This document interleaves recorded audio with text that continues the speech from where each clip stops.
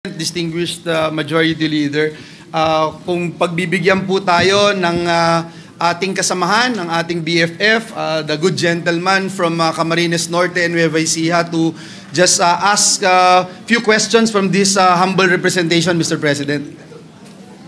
Opo, Ginoong Pangulo, isa pong karangalan ng makarinig po ng mga katanungan mula po sa isang taong magmula pa noon ay nakikipaglaban na po dyan sa mga flood control. Maraming salamat po, Ginoong Pangulo. At at the onset, Mr. President, let me place into the records of this august chamber my sincerest thanks and gratitude to Senator Robin Hood Padilla, not only for looking for solutions, Mr. President. Marami gusto na sumausaw sa iba't ibang issue pero wala namang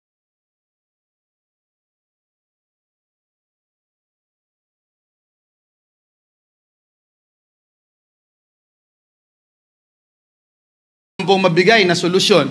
Marami nga po nagsasabi na tuwing nag-iimbestiga ang Kongreso, ang dalawang bahay sa Kongreso, wala rin namang maibigay.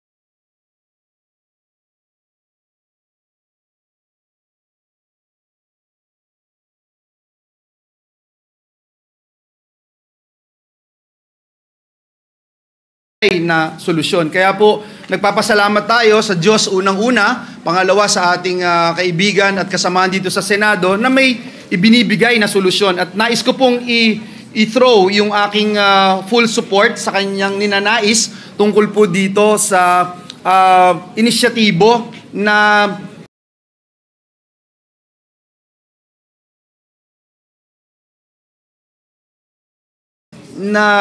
itap, Mr. President, ang sandatahang lakas ng Pilipinas. Ang isang tanong ko po na nais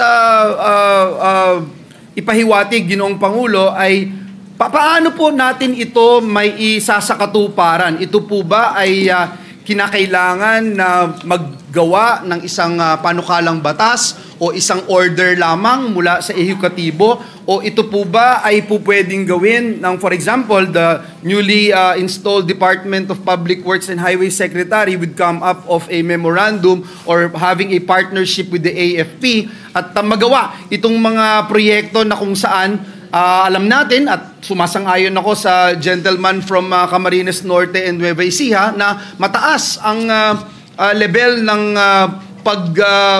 pagtitiwala ng taong bayan sa ating sandatahang Pilipinas. So ano po yung pwede nating gawin para maisakatuparan itong mga bagay na akin din pong sinusuporta?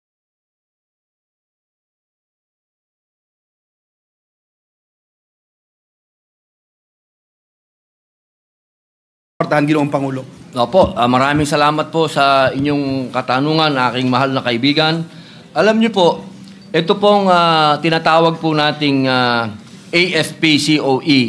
Matagal na po itong ginagamit po ng gobyerno noong pong lalong-lalo na po noong 2020, 2021 at 2022. Marami na po silang nagawang mga airport, katulad po ng nabanggit ko po kanina, sila po ay nakagawa na ng Lawag International Airport, Cotabato Airport Development Project po, at sa Vigan Airport Development Project po. Malalaking project po ito na hindi na po kinailangan pang gumawa po tayo ng panibagong batas.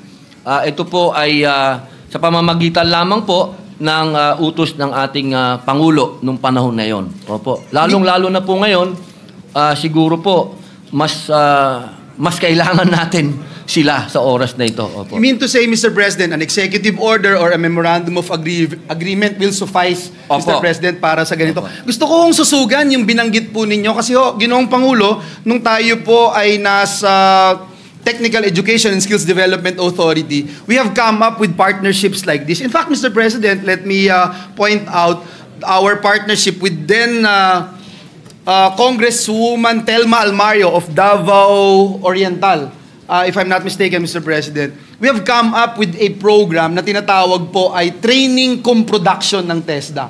Ito po ay libreng training program para sa mga kabataan doon sa Davao Oriental. At pagkatapos habang tinitrain sila, for example, sa construction, bricklaying for instance, gumagawa po sila ng classroom doon po sa Davao Oriental.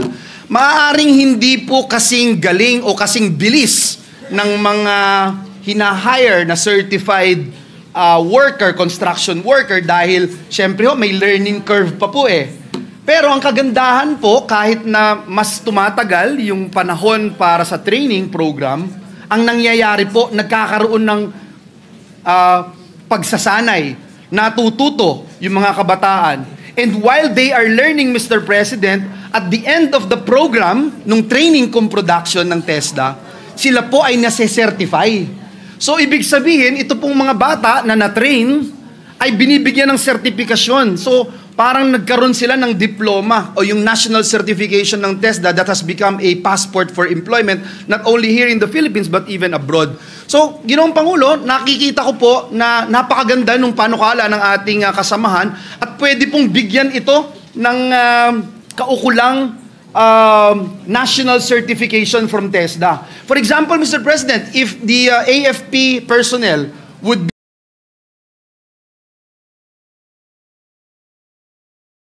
be given a task for rescue operations, for instance, meron din po ng mga courses sa TESDA. There are about 235 training regulations na kung saan po pwede pong tahiin itong nais nating inisyatibo at nang sa ganon, kahit po yung mga AFP natin, personnel, pwede po rin silang mag-earn ng national certification na magagamit po nila kung sila man po ay mag-retire o balang araw mag-ibang karera, meron po silang national certification.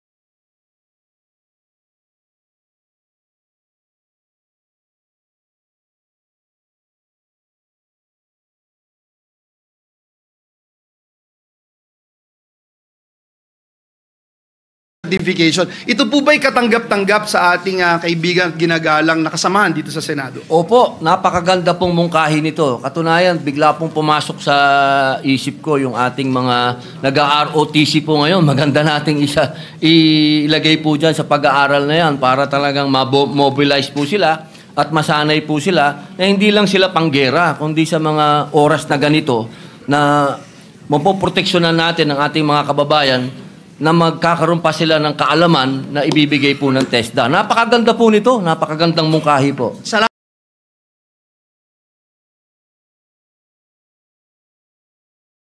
po at sa pagdinig at sa susunod na mga araw na mapag-usapan po ang issue na ito, ang topic na ito. Nais po nating magbigay ng ilang mga panukala dahil nakikita po natin yung kahalagahan na alam natin lahat, Ginoong Pangulo, na yung education is dynamic, hindi nagwawakas yan. Kaya nga ho, nung pinasa natin yung lifelong learning na batas dito sa bulwagang ito, nais nating ipakita na hanggat mayroon tayong tsansa na mapukaw yung ating kaalaman at kasanayan, meron po tayong magagawa, mas magiging effective po tayo, mas magiging blessing po tayo sa ating bansa at sa ating mga kababayan. Nais ko lang po, last but not the least, na sabihin, Ginoong Pangulo, na can you imagine, Mr. President, no? Let us just focus, for example, yung pong binabanggit ko kanina, classrooms lang.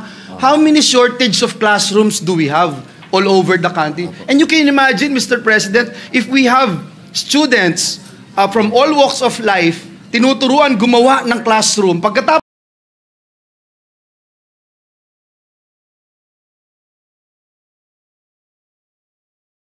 gumawa ng classroom, nagkaroon pa ng certification at diploma on NC mula sa TESDA.